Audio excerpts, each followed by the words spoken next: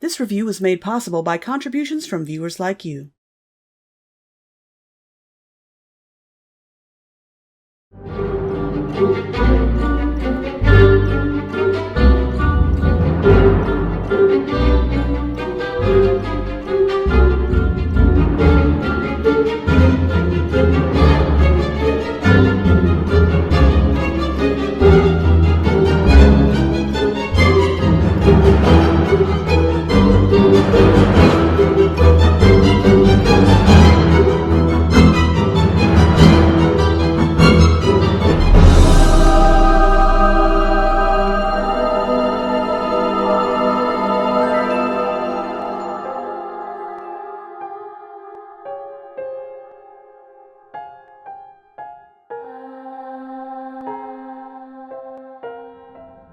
Hello, boys and girls, and welcome back to Bob Shaween. Have you ever heard of Robert the Doll? If you pledge to my Patreon, you've probably seen my review for the movie very loosely based on the doll. For those of you who haven't seen the review or the movie and have no idea what I'm talking about, you can pause this video and click on the link below to get yourself all caught up. Long story short, it was awful and it had nothing to do with the original legend of Robert. But I guess the director really had a hard-on for this little guy, because he's since made 4 sequels to his original movie. And we're going to be looking at 2 of them tonight. If my lady is all dressed up for the occasion, that is. I hate you. You can say that all you want, but you wearing that costume says otherwise. Let's just get this over with. Sure thing, doll. Shut up. Before we begin, I feel it necessary to say that since the first movie was about as loose an adaptation of the story of Robert as you can imagine, you're not going to hear me complain about the inconsistencies between said story and what's going on here. I'm judging this movie purely on its own merits, so I'm not going to be pointing out things like how it's taking place in England when it should be happening in Key West or the like. So, let's get started. We begin with a little prologue where a dirty cop smuggles something out of the evidence locker, for a small fee of course, and that piece of evidence happens to be Robert the Doll. Not sure what he was doing in police custody. Despite all the murders he did in the first movie, I would think that his owner Gene would have been blamed for them, what with him killing his dad at the end and all.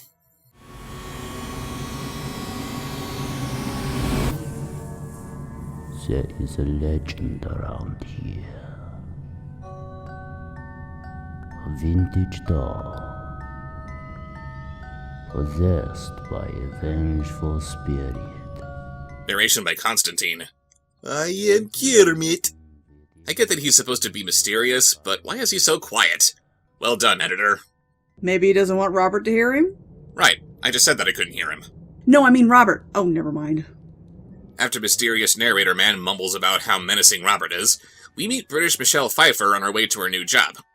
Gotta give the movie props. I'm legitimately feeling nervous right now.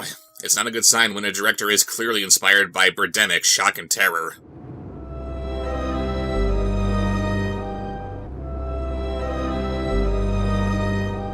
Hopefully they keep this driving montage under 5 minutes. I'm still hurting from Halloween Puppy.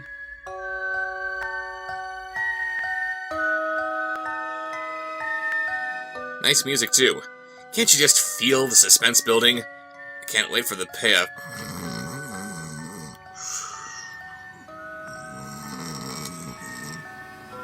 Wake up! Sorry, baby.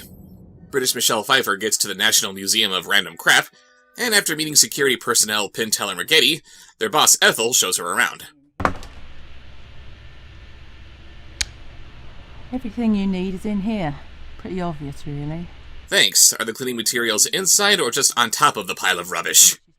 She's then introduced to their star attraction, Robert. Which is weird, because, again, nobody knows that he's supposed to be haunted. What's the appeal? What's that all about? What? The sign.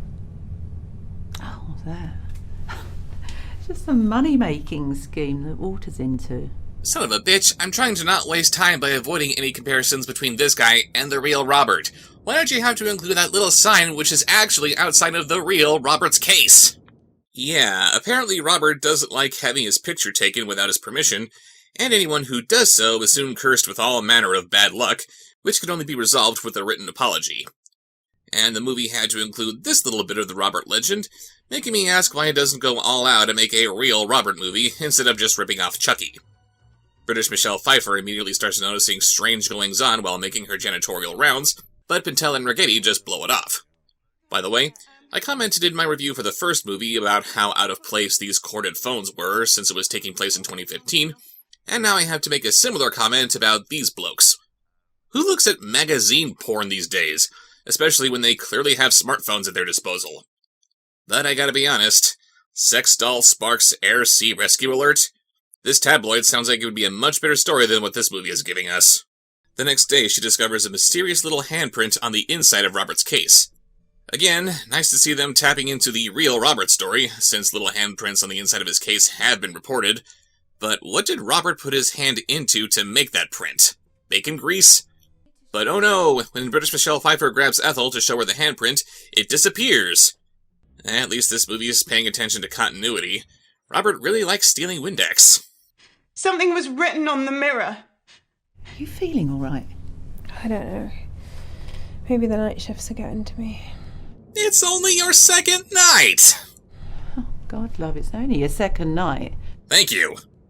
Rigetti here invites British Michelle Pfeiffer to join him at a local diner, which is a little head-tilting.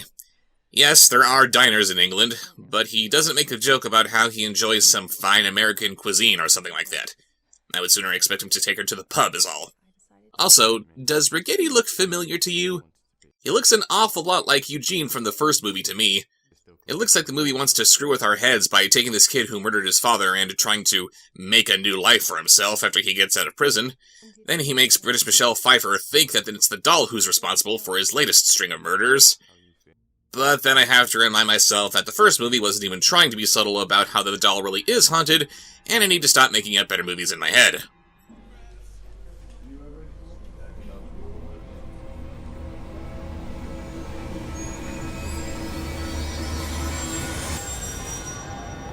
Ugh, again I gotta give points for continuity. We're still doing scary music with nothing scary happening. At least the titles from The Shining were highlighted with jump scare music stings as a joke. What is the point of this? The next night, Pintel goes on a painfully slow walkthrough of the museum.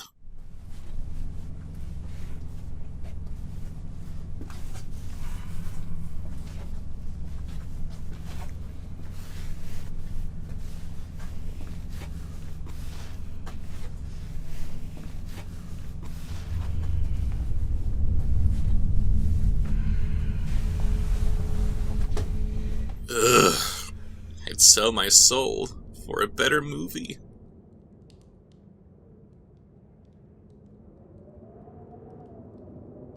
Hi, Lloyd. A little slow tonight, isn't it?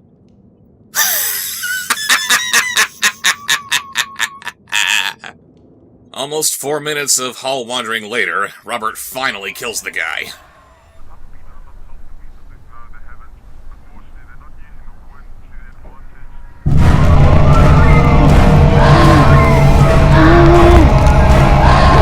Wait, what? Does that guy have a bag over his head? Sure. Don't you remember that that's how he killed his victims in the last movie? Oh, sure. And wouldn't it make more sense if, when making his rounds, this guy took a selfie with Robert without his permission? What was the point of setting up that picture proviso if he's just going to start killing randomly? What prompted this?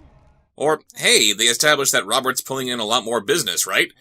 Maybe they're using their profits to increase security, and since Robert doesn't like how there is a new security camera pointed at his exhibit 24/7, that's why he starts murdering everyone in the museum, even people who didn't take any pictures of him personally. Why am I the only one thinking about this? Oh no, it's the exact same time it was the first time he looked at his watch! So that's the curse of Robert. He can stop time. Rigetti is worried from his partner not returning in the 0 minutes that have elapsed since he last checked his watch, so he goes looking for him.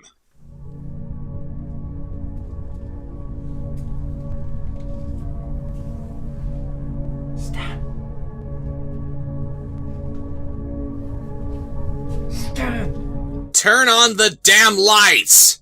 And stop whispering! That's not how you search for someone! He eventually finds Pintel's body, and this is enough for British Michelle Pfeiffer to consider quitting the job. can't help feeling more bad stuff is gonna happen. Don't quit. Not yet. I'll be there. I won't let anything happen to you. Why do you care what happens to me? Because I like you. Spoken like a 5th grader. Why? Is there a reason why I shouldn't? Plenty. I'm awkward, unsociable,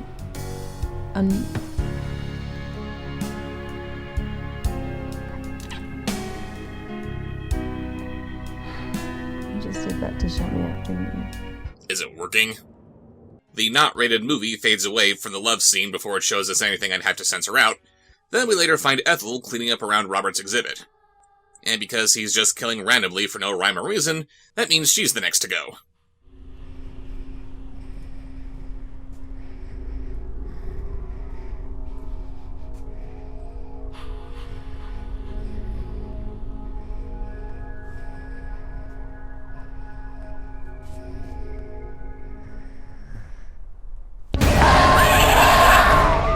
One, bad use of handheld cam in this earlier shot. It looks like Robert's point of view, and misdirection can be a good thing, but if Robert is actually here, then who's watching us from this angle? 2, where is this shot of Robert exactly? With all the tiles behind him, it looks like he's on the floor, or maybe in a bathroom somewhere. It doesn't look like he's hiding in a pile of this random crap. 3, what's with the laugh? It's not like Robert had a voice box or anything. They soon find Ethel with a screwdriver in her skull. Since the police found nothing on the museum security tapes, and British Michelle Pfeiffer and Brigetti were the only other people in the museum at the time, the two of them are now the primary suspects, and they have to work out a plan to clear their names. They do a little digging and come across the story of Jennifer Otto, the heroine from the first movie, who is living out her days in an insane asylum. Okay. Maybe she would be here if she was the only witness to her husband's murder and she kept on saying that it was Robert who killed him. It was Robert. Robert did it. Robert did it. But he was clearly murdered by their son. It would be too easy for the authorities to think that he was responsible for Robert's other murders, and she would have no reason to say otherwise. Why is she here? A couple who once owned the doll told me that the spirit inside Robert is a boy called Robert Crow. He was murdered by his father. It was said that the spirit lay dormant for years, and then Agatha, my former housekeeper, stirred it up. When my son was arrested, I did some digging, and I discovered it wasn't Agatha who encouraged the evil inside Robert. I spoke to a psychic, okay, and she claimed a male energy connected to Agatha. He encouraged the evil inside Robert. Oh, great. It wasn't Agatha who riled up the evil within Robert as a means of getting revenge on the family who wronged her. I'm really sorry. You will be. It was a man who had nothing to do with anything before now, because women can't be the bad guys. Did they say who the man was? No, but apparently Agatha has a brother. Blackwood. Amos Blackwood. Oh, even better! This psychic couldn't even give a name to the man who's really behind the evil of Robert, but because the female and therefore innocent suspect has a brother, clearly he must be the real mastermind. I take back my earlier statement. You belong here, lady. They somehow come to the conclusion that the owner of the museum must be Amos Blackwood, and they work out a plan to trap him into confessing that he stole the security tapes, which would clear their name. Talk about grasping at straws. Tapes? What tapes? The CCTV tapes. What are you talking about? Well, after both murders, I went straight to the CCTV. Filmed the footage right onto my phone. Fuck. I want you to meet me at the museum tonight at 8 o'clock. I'll give you the phone with the footage on it. And don't worry, I'll keep your little secret. Yeah? And what's in it for you? 100,000 cash. So, that's what This is about, huh? Blackmail. All right, I'll take the footage to the cops then. Well, and you think your murderous doll theory will stand up in court? Yes. It would be strange, probably inconclusive, but video footage of this small person committing the murders would absolve themselves, and that's really all they care about.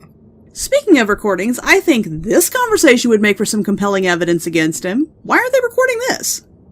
They go to the police with their little plan to get the tapes from their boss. Detective Constable Bobby tells them to not do it, but they end up doing it anyway.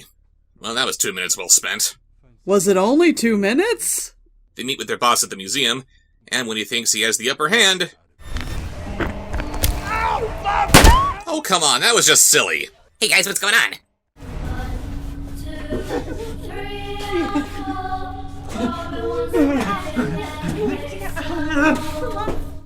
That's cute. The movie's trying to give us a creepy Freddy Krueger song. They start wandering the museum in random directions instead of looking for the exit, and Robert slits Rigetti's throat instead of letting him die slowly from bleeding to death. He did get shot in the femoral artery, didn't he? I'm not a doctor, but it seems to me this wound should be somewhat problematic. British Michelle Pfeiffer gets away, and Robert turns the lights back on because I guess it's scarier when your victim can see you coming. That's it.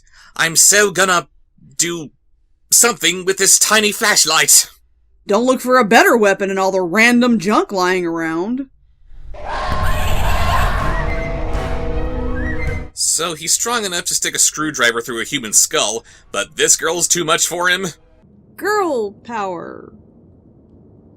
Then in a really weird turn, British Michelle Pfeiffer gets away in total silence.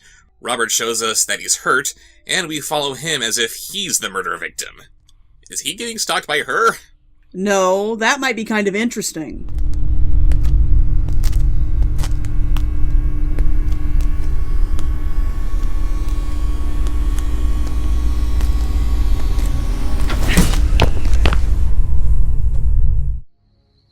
Well, that was a big-ass bucket of nothing.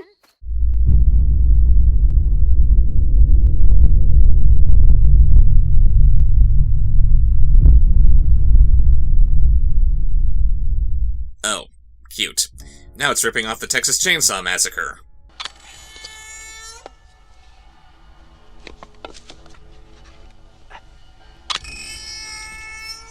And why is Robert full of ham? Then the cops show up for no reason. Robert gives us a little jump scare, despite it being physically impossible for him to do so. Then we cut to British Michelle Pfeiffer in the hospital. That's some fine visual storytelling there. Where am I? East Falls Hospital. Kevin. Is he dead? Is he dead? Nah, he's fine. I mean, sure, he was lying in a pool of his own blood when you left him, but he's fine.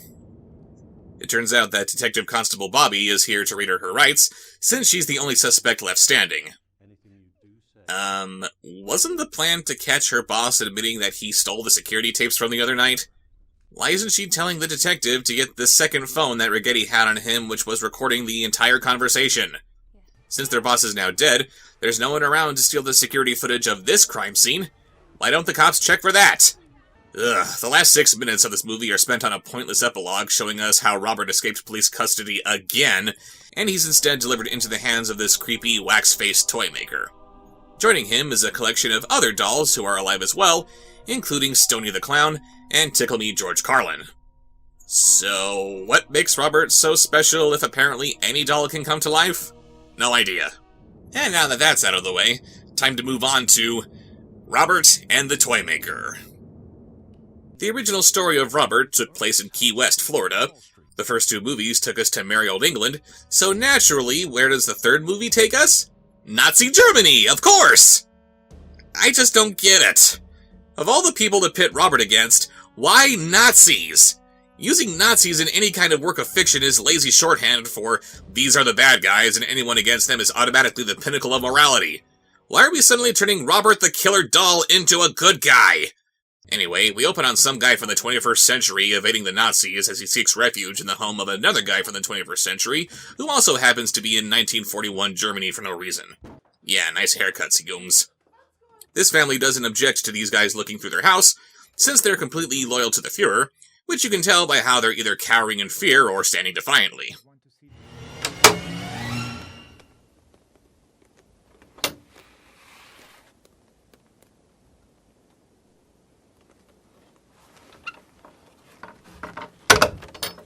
Nothing of interest. Thanks for wasting our time, movie. Since they didn't find this guy hiding in the most obvious hiding place ever, the Nazis go home. The family offers the fugitive shelter for the night, but they're soon visited by Colonel Michael Yorkin ripoff. We are both busy men, so I'll get straight to the point. The enemy of the state we are looking for has stolen important government documents, which, if they fell into the hands of our enemies, would have grave consequences for our national security. It contains the funniest joke in the world.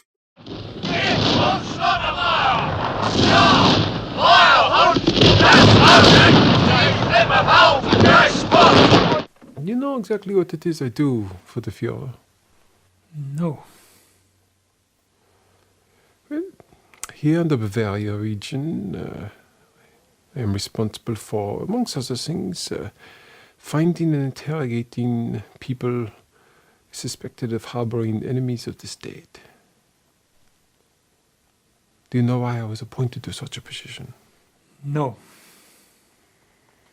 It is because, unlike the average human being, I do not treat lying as an emotional matter. You see, lying is a science. And this is a very complex science. There are many different signals to tell if someone is lying. And it just goes on like this because this officer loves the sound of his own voice. Wasn't this supposed to be a horror film? When did this become an historical drama? Hey, Robert, I'm sorry for complaining about your lack of subtlety. If you want to come in and spice things up by slaughtering everyone, that'd be fine. And by everyone, of course, I mean this innocent family too. We want to be scared by senseless violence, not satisfied by justified violence. You play cards? Sometimes. Do you know poker? No. This is a very interesting game. More interesting than a movie about a killer doll, apparently. Then he spends the next 4 minutes teaching this girl how to play poker. Seriously.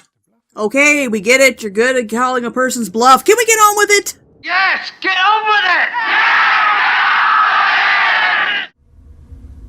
Have you seen any house guests over the last few days? Yes.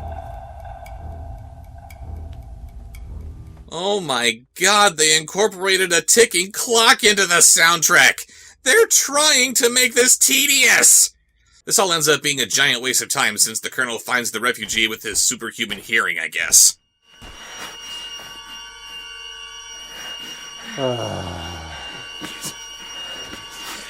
You say in the man's last moments we find out who he really is. Thanks for reminding us that we could be watching The Dark Knight right now. In their last moments, people show you who they really are. So yeah, everyone's killed before they can say Rosebud, except for the daughter who runs off with the book that the Nazis were looking for. She makes it to this toy shop, which, as it happens, is run by the toy maker from the end of the last movie, who aged horribly in the 1940s and somehow ended up aging comparatively beautifully by the 2010s. This book, the Nazis are looking for it. I think they'd much rather want this book about dogs. With that holographic cover, it's clearly from the future. Great Scott! I don't think I'm kidding with that time travel thing. Not only did he pluck Robert from the future, since why else would Robert look this old, but apparently he ripped off Pogo the Clown for this doll here. He's got a flat screen, orange guns that comply with modern safety standards, one of the peckers from the Fun Day Puppet Show,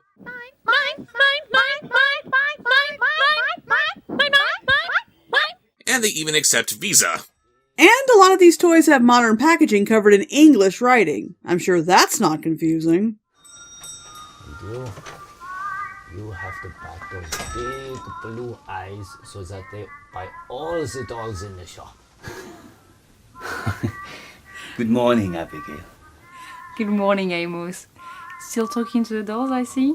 Yep, apparently this old codger is Amos Blackwood, who, lest we forget, is the brother of Agatha, the help from the first movie. Don't hurt yourself trying to work it out, the writer-director is just making it up as he goes. Meanwhile, the Nazis are still looking for the book.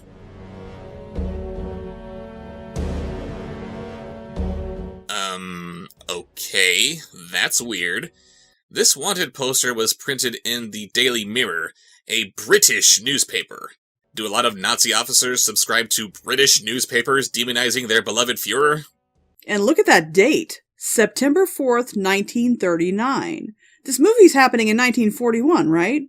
Why is the poster from 1939 at the top of whatever newspaper pile this is? I guess Amos isn't the only Time Lord in this movie. Hope you have good news. I'm afraid not, sir. We've questioned over a dozen people in the village.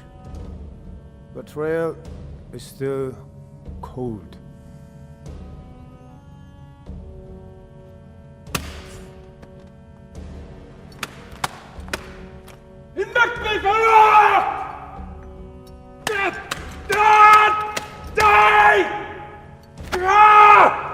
That's cute. They're trying to do that screaming Hitler scene from Downfall. Es ist dem Feind gelungen, die Front in breiter Formation zu durchbrechen. Im Süden hat der Gegner Zossen genommen und im Osten ist der Feind bis zur Linie Lichtenberg, Marsdorf, Karlshorst gelangt. Mit dem Angriff Steiners wird das alles in Ordnung kommen. Mein Führer, Steiner konnte nicht genügend Kräfte für einen Angriff massieren. Der Angriff Steiner ist nicht erfolgt.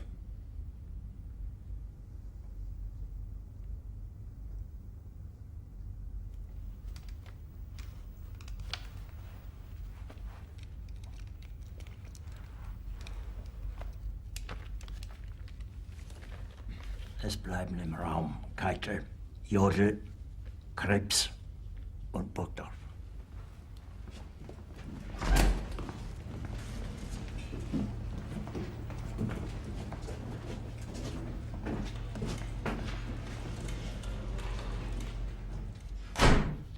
Das war ein Befehl! Der Angriff Steiners war ein Befehl! Wer schickt Sie? Dass Sie es wagen, sich meinen Befehl zu widersetzen! So weit ist das also gekommen. Das Militär hat mich belogen! Jeder hat mich belogen, sogar die SS! Die gesamte Generalität ist nichts weiter als ein Haufen niederträchtiger, treuloser Feiglinge! Mein Führer, ich kann nicht zulassen, dass die Soldaten, die für Sie verbringen... Nicht als Feiglinge! Verreiter, Versager! Meanwhile, Amos cracks open the book left in his care and brings Robert to life. Which he's very okay with for some reason. It isn't long before Robert makes his presence known to Amos's sole employee, Abigail.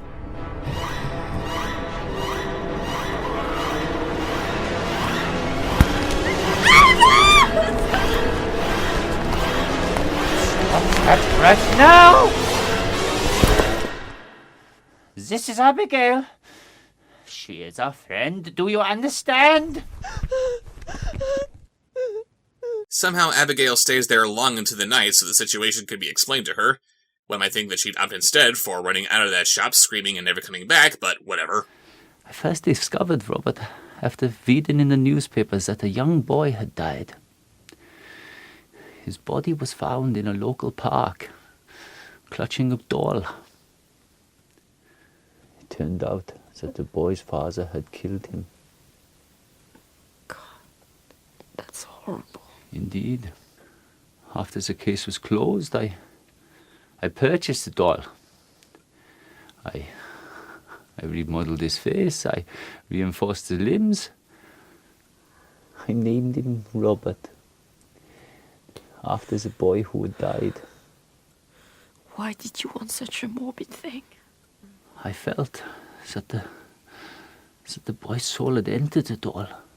So you decided that the best thing to do was to make Robert look like this? I'd be pissed off too! She quits right then and there, and waits until the next day to say her tearful goodbye, and we're supposed to feel sad for this turn of events, when anyone watching is saying, "No shit, she's quitting!" Now that he's all alone, Amos brings some more of his dolls to life.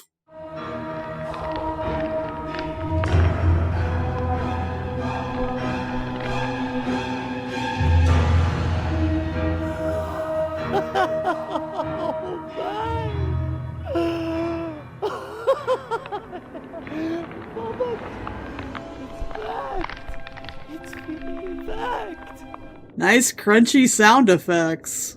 Robert was stuffed with ham, these dolls are stuffed with potato chips. A big reward is issued for anyone who finds the book that the Nazis are looking for, and Abigail goes to them to tell them what she knows. Tell me, Fräulein, have you ever heard of the correlation in behavior between humans and rats? I don't understand.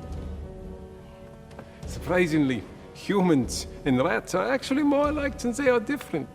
For one thing, we are both warm-blooded and mammals. Rats eat everything we do, and they live where we live. But you know what the most amazing similarities are? No? Rats form social groups. Also, and this is my favorite part, rats have culture. Cultured rats. And they make incredible cooks, yeah! But you know what the real trouble with the rat race is? Even if you win the race, you're still a rat. Well, if you can't even trust the Nazis, who can you trust? So they go to the toy shop to get Amos.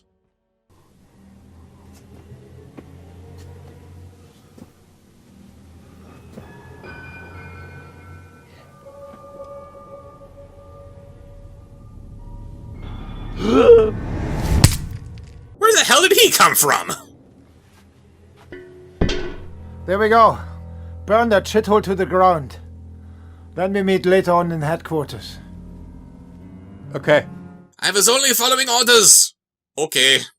Huh.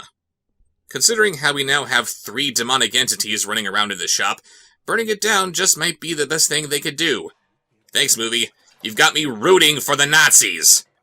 Unfortunately, Robert interrupts the brave, heroic Nazis from completing their task.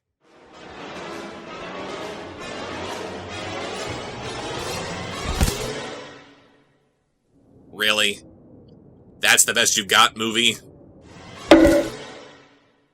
Then in another scene that makes me wish I was watching The Dark Knight, the Colonel interrogates Amos. I want you to tell me where the book is. Simple. I left it in my toy shop. Would that be the same toy shop I just ordered to be burned to the ground? I'm afraid so. Scheiße! Yeah, maybe if you guys tried the slightest bit to actually look for the book in the place you were just told to look, this wouldn't be an issue. Dummkopf. Somehow, the dolls make their way to the Nazi headquarters, and start picking them off as they wander through the basement with the lights off for no reason.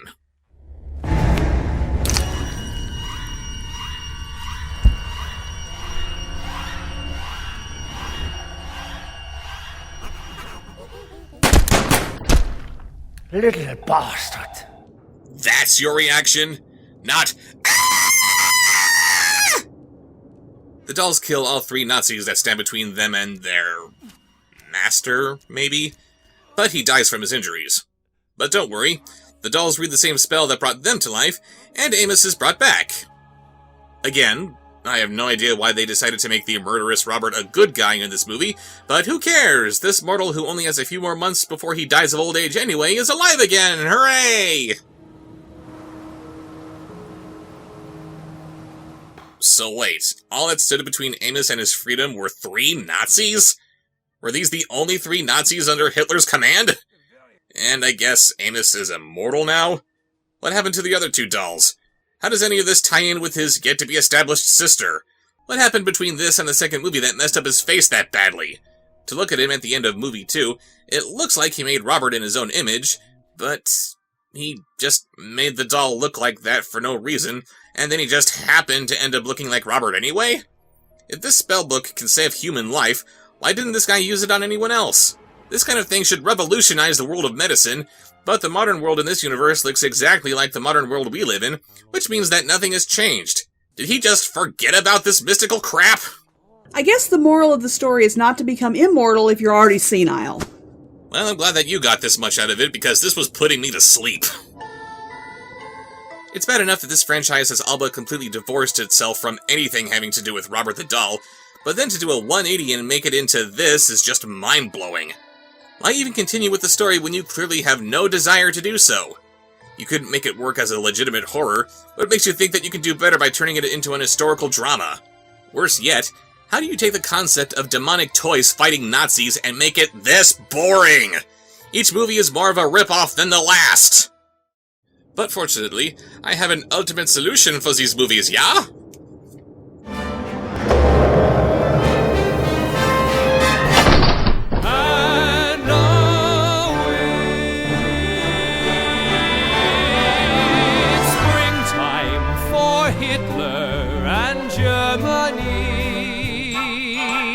Deutschland is happy and gay. We're marching to a faster pace. Look out, here comes the master race. Springtime for Hitler and Germany. Rhineland's a fine land once more. Springtime for Hitler and Germany. Watch out, Europe, we're going on tour. Springtime for Hitler and Germany. Look, it's springtime. Winter for Poland and France. Springtime for Hitler and Germany. Springtime, springtime, springtime, springtime, springtime. Come on, Germans, go into your dance.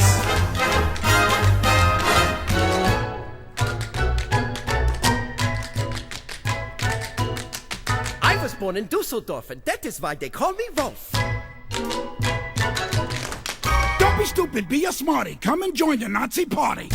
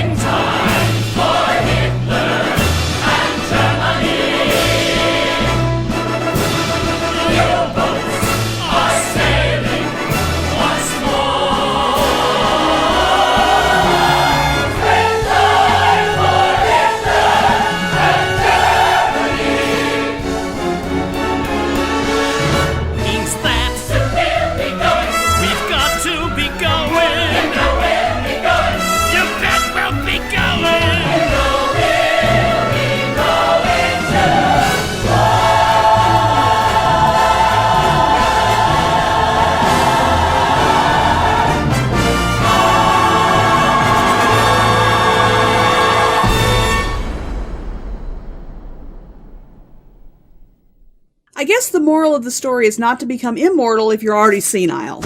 Hey, leave me out of this! Hey guys, we are here to answer the question of the review from A Halloween Puppy, which was just such a wonderful masterpiece.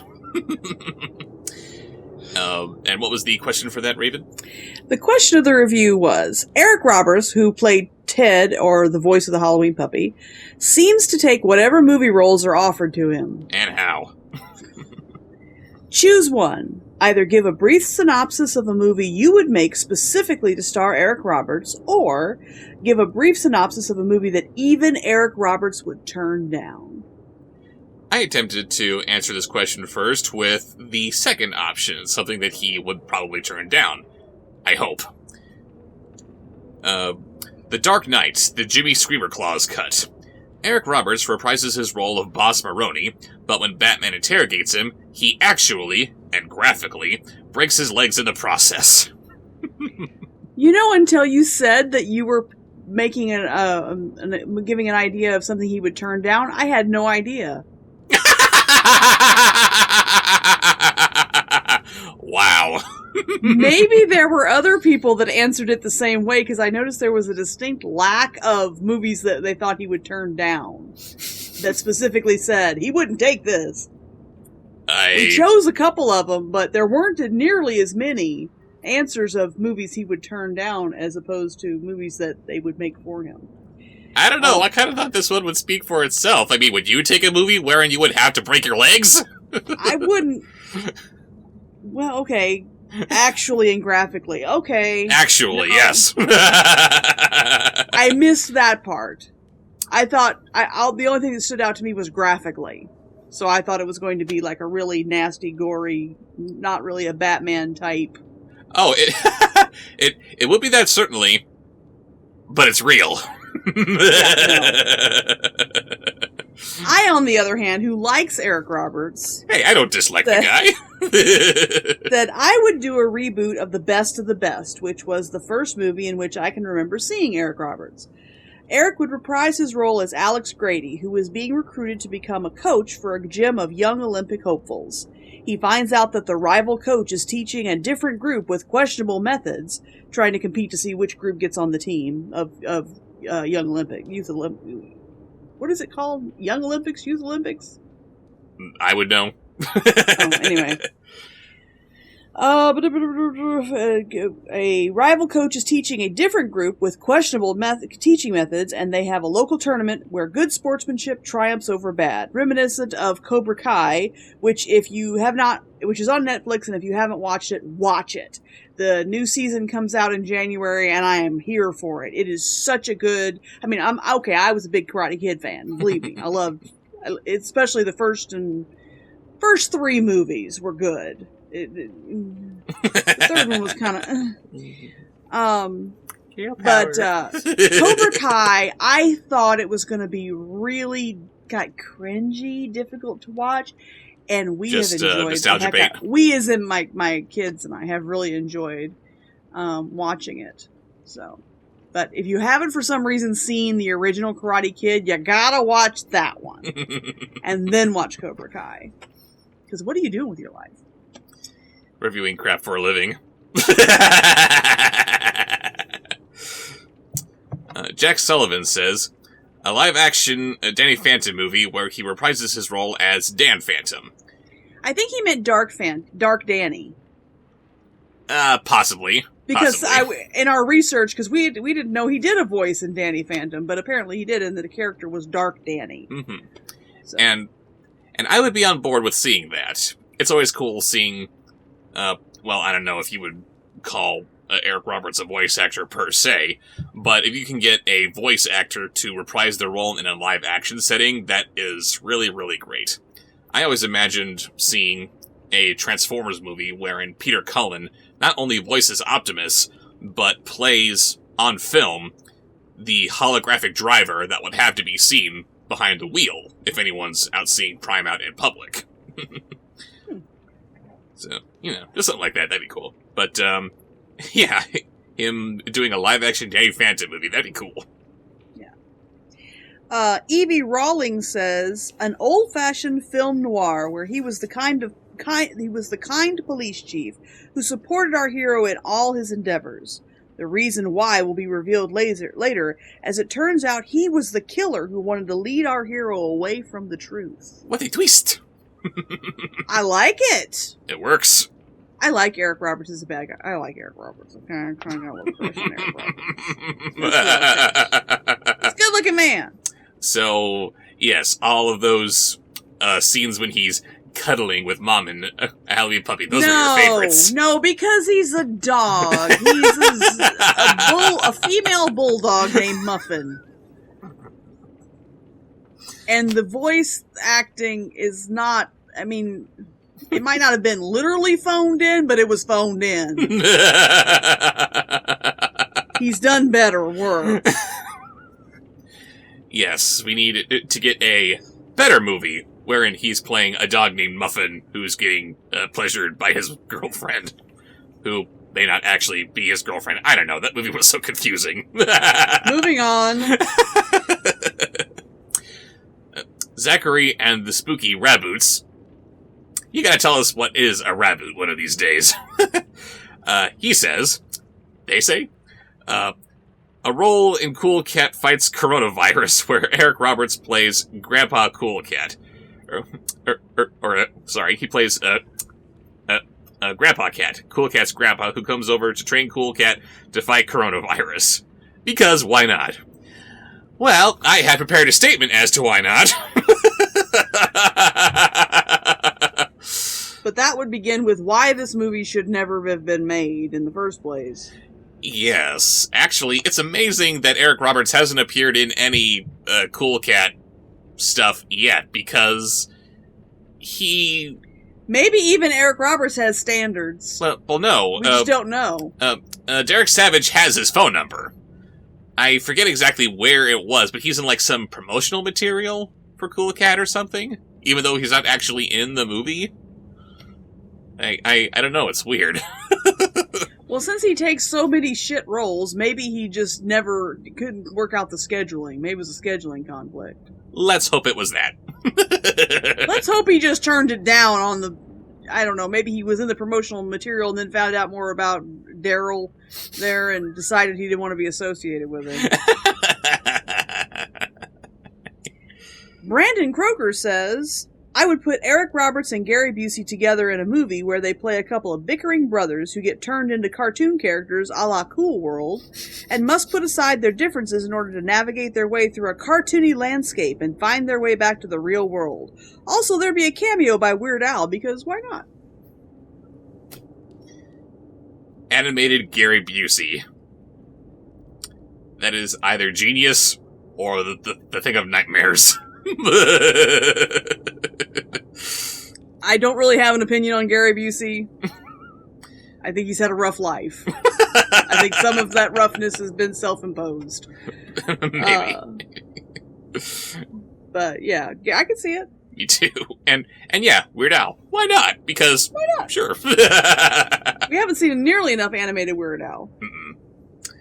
I must answer this... I must read off this answer from my arch nemesis, Sean Bateman. Dun dun dun! He says, I would like a live-action film of the Justice League 2-part episode, War World, and have Eric reprise the role of Mongol. I actually did not know that he did Mongol in the Justice League cartoon. I've seen very little of it.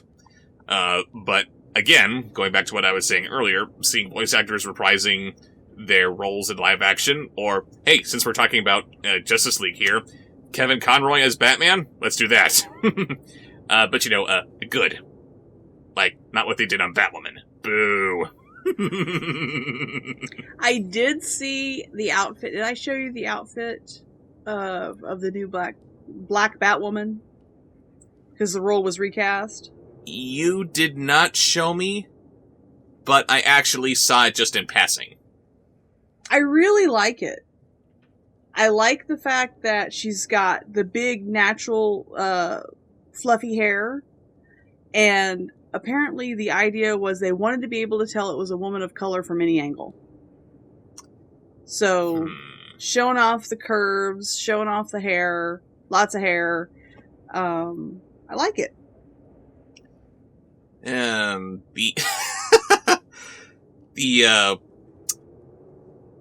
The comic book fan in me is kind of, at the original Kathy Kane, putting a wig on her bat cowl, because as she was originally designed, she had very, very short hair, which would just, fit very easily under any bat cowl.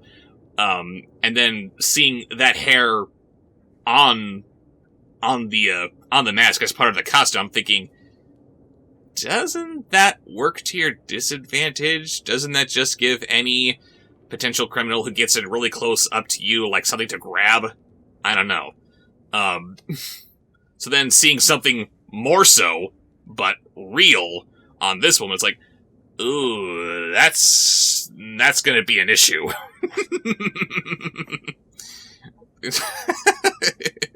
But then, I don't know if this is gonna be the same, Kathy Kane or some new character just taking on the mantle of Batwoman or other, and maybe she wouldn't have this in mind when making this, I hope they don't make her as bitter as they made the other one. Yeah, no.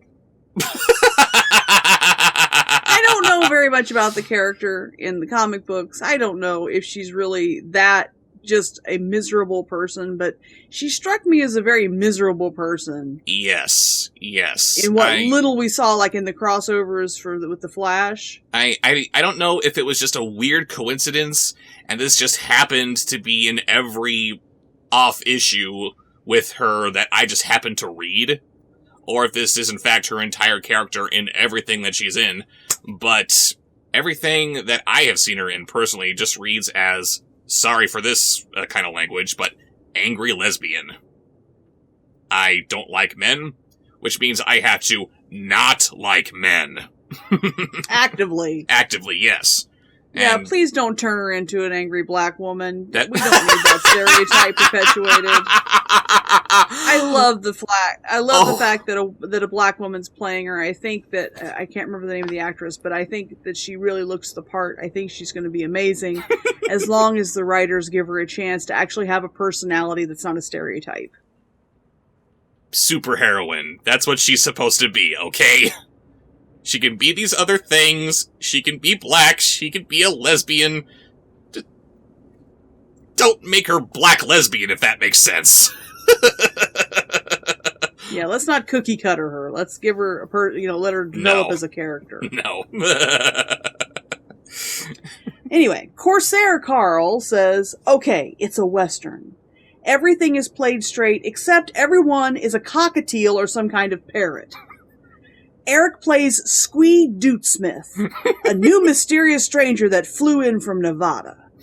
The local oil baron, a macaw named MacLeod, doesn't like Squee because he's bringing hope to the sleepy town of Plateau's Beak.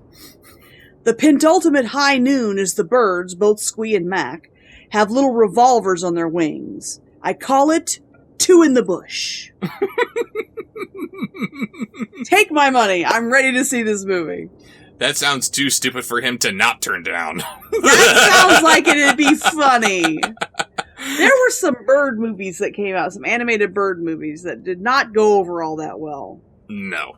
And I'm drawing a blank on the name. One of them I didn't think was, well, no, they were all bad. But, I mean, they all had potential. Did Angry Birds have the potential? No, not Angry Birds. I'm talking about, there was this one where, like, he was saving the rainforest and... I think that was Rio or something. Rio, yeah. Rio could have been good. It wasn't, but it could have been good. Freebirds with the turkeys. I don't remember that one. Exactly. There was more animated bird love. Come on. Duck, Duck, Goose. I would love to see a Western of nothing but birds. That sounds animated ridiculous. Bird Western. I'm ready. Okay. So we have a character named MacLeod. Okay, fine. That's a playoff of McCall. But the rest of this Western is played totally straight. Save for the fact that they're, all birds. What kind of a name is Dootsmith? It's gotta be a play on something that we're just not picking up. Squee Dootsmith? Squee, that just sounds silly. That sounds... Squee Doots? I don't know. Smith. I don't know. Corsair Carl, let us know where you came up with the name Squee Dootsmith. I like your idea. Your idea. And of course, hearing Eric Roberts' voice coming out of that, Squee Dootsmith. No! I'm Squee Dootsmith. I'm the sheriff in these here parts. No, he's a mysterious stranger, just flew in from Nevada. Right. He comes in and is automatically, appointed the local town hero because he saves, the featherless cockatiel chick who's hopping across the street, and here comes a wagon being pulled by mice with a canary in the wagon. The wagon master is a canary. It's a stagecoach, and I don't know why the birds would need a stagecoach, but anyway, there's a little cockatiel chick hopping across, and Squee comes in and swoops down and lifts him and carries him to safety and puts him into the wings of his thankful mother, and then she's Squee, you're my hero. I'm all aflutter. Save my chickadee. Okay, that's it. You gotta write the treatment for it. Me and Corsair Carl. Yes, do it. Corsair Carl. Okay, here. Paladin Demo says, a remake of Creature of the Black Lagoon, Eric doing all of the roles except the creature. Yes. I want to see that. I was cheated out of a version of Mars Attacks wherein every single role was played by Jack Nicholson. We need to see Creature of the Black Lagoon, starring nobody but Eric Roberts. I'm ready for it. Although, even have him do the creature too, why not? Therapod Hunter said, because that's the twist. All the other characters are Eric Roberts, except the creature. I don't know. Anyway, Therapod Hunter said, I would say he'd probably reject, one of the few rejects we chose, a remake of the atrocious 1950s monster movie, The Giant Claw, where the monster looks no different he's now in full CGI. I don't know what that means. I didn't see it. Of course, I didn't see it. I'd imagine he wouldn't want to be seen in a movie. What? It looked ridiculous. Of course you've seen it. I'd imagine he wouldn't want to be seen in a movie that features a colossal vulture-looking thing that has the same face as the chicken from Hot Shots Part 2. Another movie I have never seen. But it's as big as a battleship! He'd take it. I don't see why he wouldn't take that.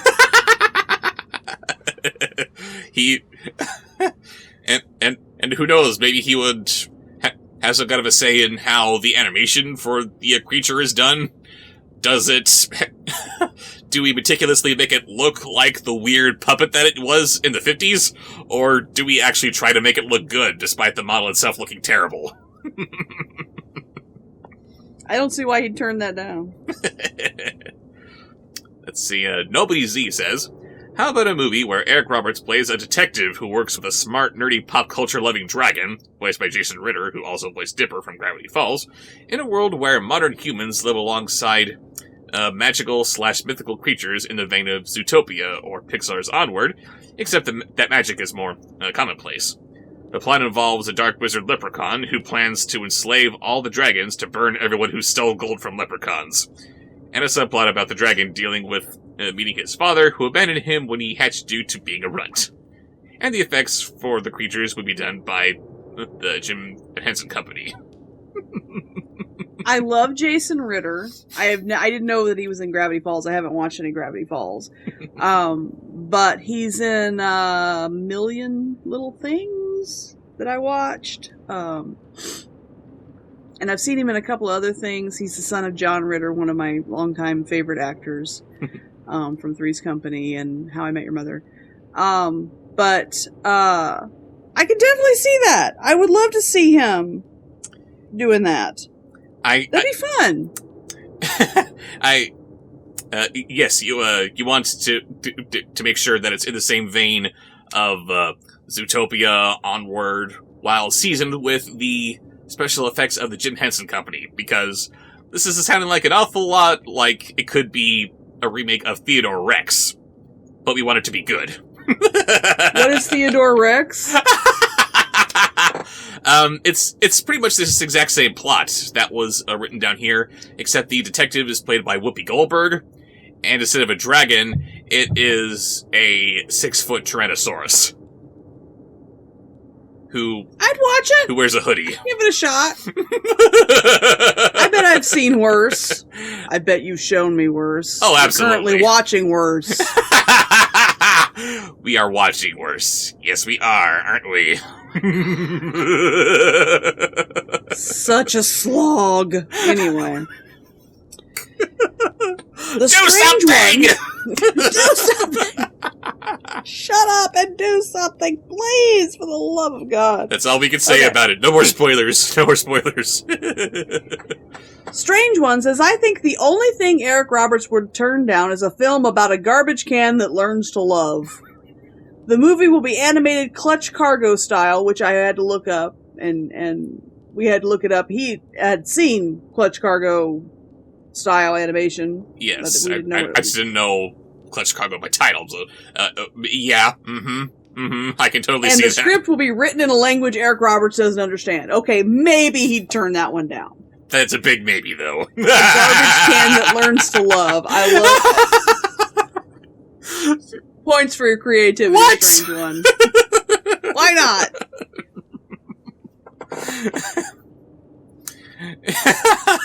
And, damn it, Grace. Grace Barks. She needs to change her name to Damn It Grace. Every time you say her name, that's what you start. Damn it, Grace. Yes, damn it, Grace Barks. There you go.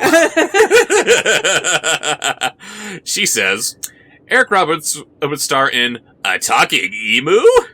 A group of tourists go to the outback of Australia, which will actually be filmed in the desert of California, because, of course. I don't know, even that might be kind of a stretch. Everything must be filmed in the director's house. That's what must happen. Where they encounter an emu that has the ability to speak. The emu sounds like his voice is coming from the bathroom, and he sounds very drunk, of course. The tourists can't believe it. A talking emu? That's ridiculous. So ridiculous, in fact, that they won't shut up about it. They decide to go up to the emu thinking it can solve all their problems with his words of wisdom. Sound reasoning. But while the emu can still talk, it's still a wild animal. So it eviscerates them for coming into his territory and says, I'm not amused. I'm not amused by these people. Emused. Oh my god. Before a glowing orb comes out of him with no explanation. The end!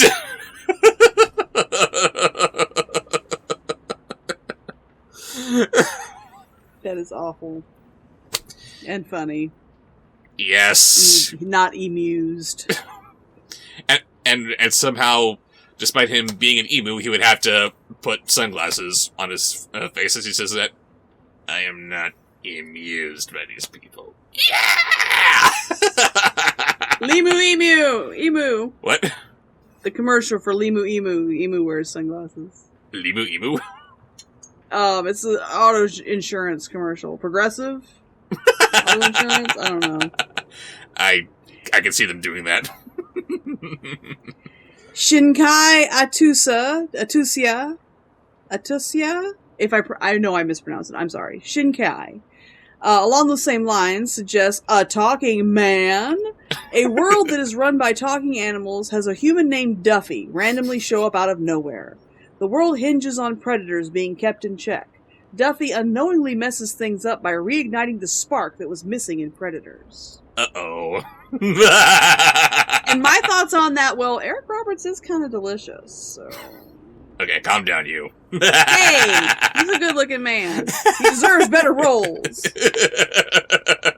We had a lot of really good answers. Unfortunately, some of them were just a little too long, and we didn't have the time to go through and sum them up so that we would have time to read them, because we have a lot to do.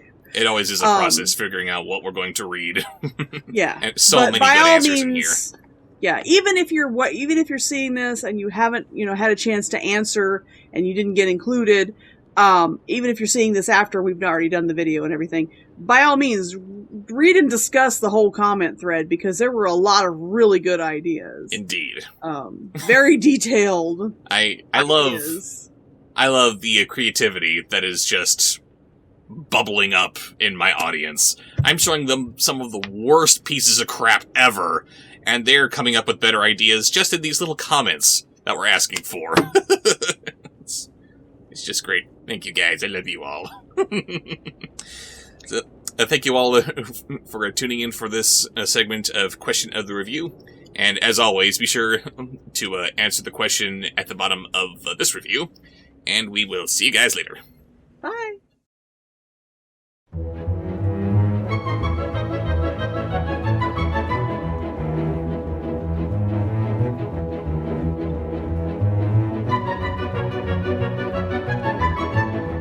Hey guys, I've got a really big envelope here to open from Tom Jackson of Highland, Michigan. Hello, Tom. And let's see, we got a very thick letter here. Tom is a frequent participant in our live streams. Yes, he is. It's a lot of fun. And, alright. Dear Robin Raven, it's for both of us. Hi. I'm a fan of your work, and I'm not sure if any of you are Pokemon fans or not. I doubt you watch the anime, because I remember you saying that you don't really watch anime, and I don't know if you play any of the video games. I played Pokemon Go for a while, but my son said it wasn't Pokemon enough, and he didn't want to keep playing, and I don't play any of the other stuff. Isn't that literally catching Pokemon? Yeah, but it got kind of repetitive. Like the anime. Oh! And this is why I don't review anime. So, no, I guess I'm not technically a Pokemon fan. I think some of them are really cute. And nor am I. I haven't played any of the games. What little I have seen of the cartoon when it was in the 90s, because everyone was watching it, I was going to stumble across it here and there just by sheer cultural osmosis. Whatever I saw of it was totally incomprehensible. So, no.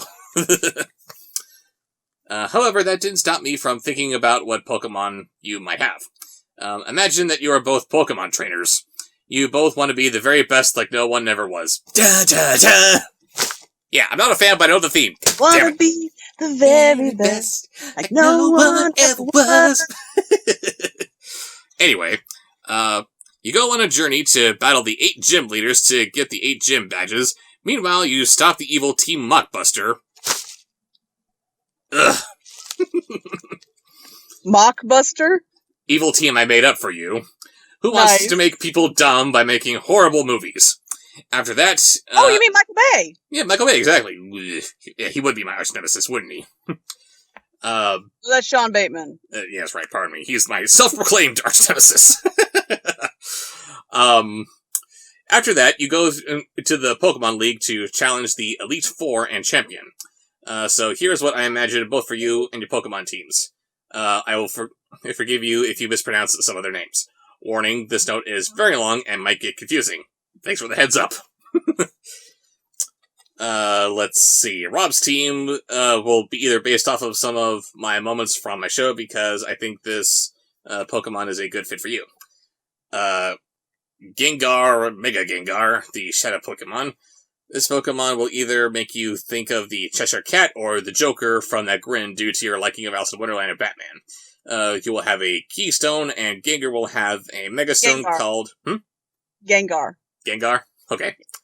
Gengar will have a Megastone called Gengarite to make it Mega Evolve in battle. Gengar will return to normal when the battle is over. Type, Ghost/Poison. Ability, Cursed Body may disable a move used on Gengar. Blah, blah, blah. I can't read.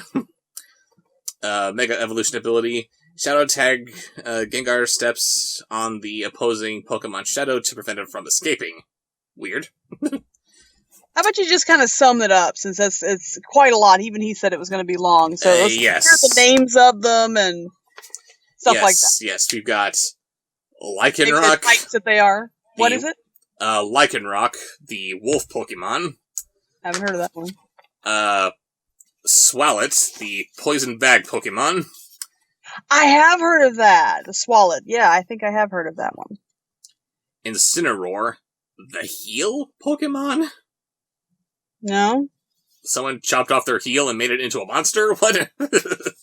Maybe it is Japan. No comment. Anything goes. Tropius, the fruit Pokemon. Doug Trio, the mole Pokemon. Doug Trio, I know what those are. And Raven's team, which consists of the most beautiful and deadly Pokemon, include Gardevoir. Gardevoir, yes! And Mega Gardevoir. The Embrace Pokemon. Oh my. Honchcrow? Honchcrow, the big boss Pokemon. Salazzle, the toxic lizard Pokemon. Don't know that one. Hey, spell it. Salazzle. Nope, haven't heard of it. Salazzle. Melodic, the tender Pokemon. Lurantis, the Bloomsicle Pokemon. And Beware, the strong-arm Pokemon. I hope you like the teams I made for you. Took me a long time to think of which Pokemon suits better for the both of you, plus the fact I had to keep changing your teams. I have printed 2, so you can both have one. See you later in the next video, and I hope you have a happy anniversary. Yes, we're late. Shut up, Raven. When did this get mailed to you, dear? When did it get mailed to you, dear? I'm hoping shame will be a good feature here. Oh, there's lots of shame. Thank you. July 8th, 2019. What was it? When 2019? July 8th. July 8th of 2019. This is May 2020.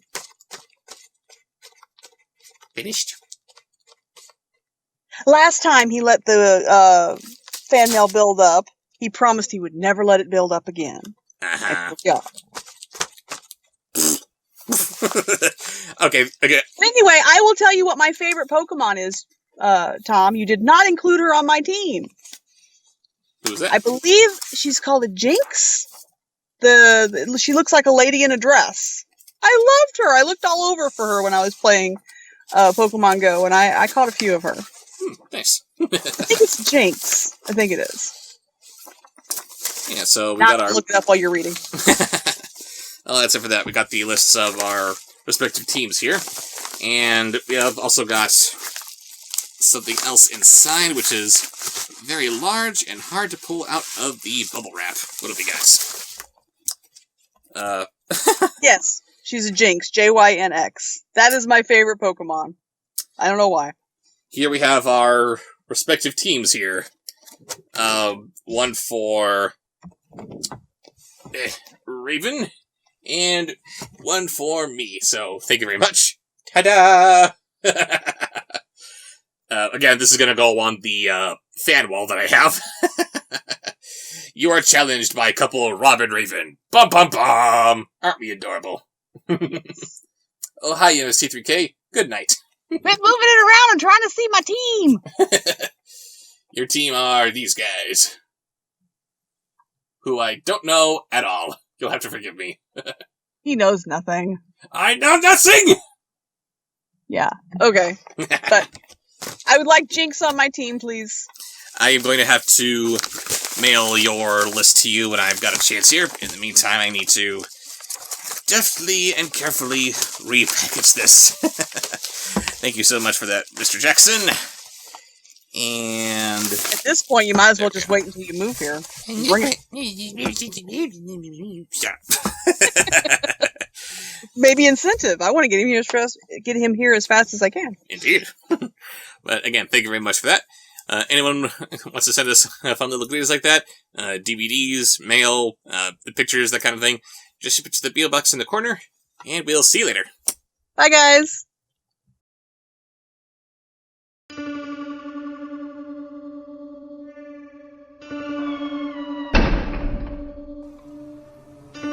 Subscribe, like, follow.